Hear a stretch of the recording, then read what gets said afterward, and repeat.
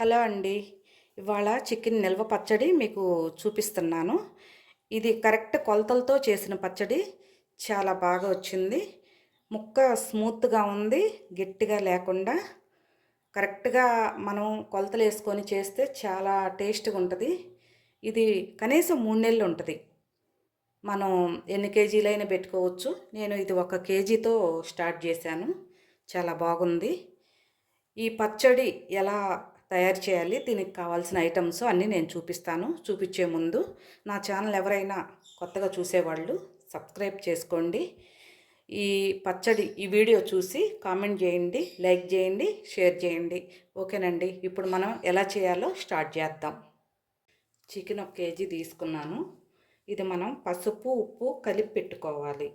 ఒక అర స్పూను పసుపు వేసాను. ఒక స్పూను సాల్ట్ వేస్తున్నా. మరి ఎక్కువ వేసినా కసిమయ్యిద్ది. ఇది బాగా ఇలాగా కలిపేసుకోవాలి.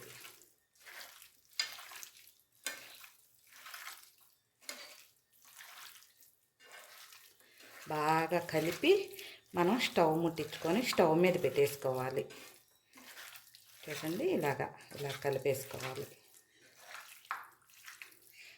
నేను బోన్స్తో తీసుకున్నాను, కండ కాకుండా. బోన్స్తో అయితే టేస్ట్గా ఉంటుంది, అందుకని అలాగే చేశాను. ఇది చూడండి, ఈ ఎముకలు ఇవి. స్టవ్ ముట్టించి స్టవ్ మీద పెట్టాను. ఇది బాగా హైలో పెట్టాలి.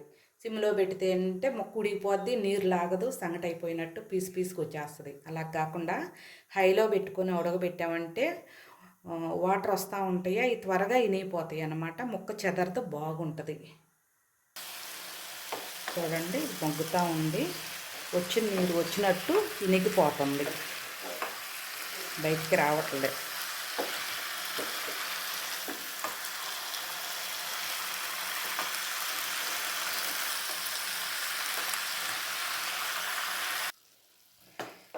చూడండి వాటర్ ఎట్లా ఊరిందో. ఇది ఎక్కువ కలబెట్టకూడదు, ఇనికేదాకా మనం అట్లా ఉంచుదాం. హైలో పెట్టేస్తే అదే నీరు లాగుతూ ఉంటుంది. వచ్చిన వాటర్ మళ్ళీ ఇనిగిపోతూ ఉంటుంది. అలాగే అయిపోయేదాకా ఉండాలి. ఎక్కువ కలబెడితే ముక్క చెదిరే అవకాశం ఉంటుంది. చూడండి, నీరంతా లాగేసింది. ఇంకా అడుగున కొంచెం అది కూడా లాగేస్తుంది. ఇది నీరు లాగేసినాక మనం పక్కన పెట్టేసుకుందాం, లాగేసినట్టు.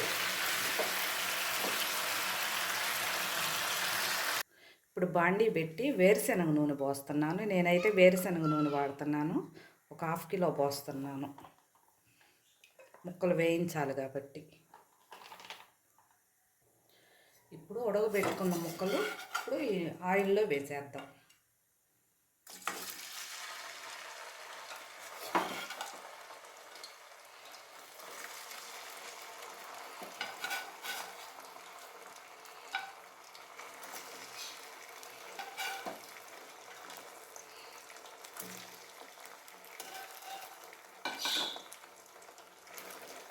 ఇది మరీ ఎర్రగా వచ్చేదాకా వేయించకుండా లైట్ కలర్ వచ్చిందాకా వేయించుకుందాం. మరీ ఎర్రగా ఉంటే కంకర్రాళ్ళు ఉన్నట్టు ఉంటాయి.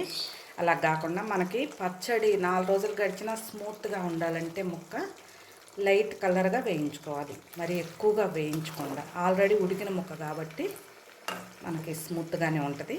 అది లైట్గా వేయించుకుందాం.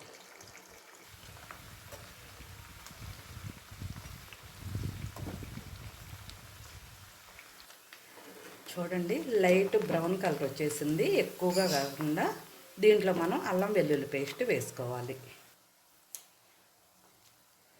ఒక 2 స్పూన్లు వేస్తున్నాను. ఇది పచ్చి వాసన పోయేదాకా వేయించుకోవాలి. ఎర్రంగా రావాలి అల్లం వెల్లుల్లి పేస్ట్ కూడా.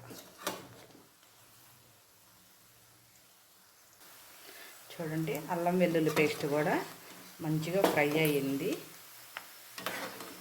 ఇప్పుడు మనం ఇదిగో చూడండి ఎలా ఫ్రై అయిపోయిందో ఎర్రగా. ఇప్పుడు మనం స్టవ్ కట్టేస్తున్నాను. స్టవ్ ఆపినాక వేసుకోవాలి మనం వేయాల్సినవన్నీ. 1 స్పూను ధనియాల పౌడరు నేను ముందే మిక్సీ పట్టి పెట్టుకున్నాను, 1 స్పూన్ వేస్తున్నాను. 1 స్పూను జీలకర్ర పౌడరు, నేను ఆల్రెడీ మిక్సీ పట్టుండయి నాకు. ఒక అర స్పూను చెక్క లవంగాల పౌడరు, అర స్పూను. కేజీకి 1 కప్పు కారం వేస్తున్నాను. ఈ కప్పుతో ఉప్పు అరకప్పు వేస్తున్నాను. సరిపోకపోతే మళ్ళీ చూసుకొని వేసుకోవచ్చు. ఇది బాగా కలుపుకోవాలి. అరకప్పు నిమ్మరసం వేస్తున్నాను. ఈ రసం వేసి బాగా కలుపుకోవాలి.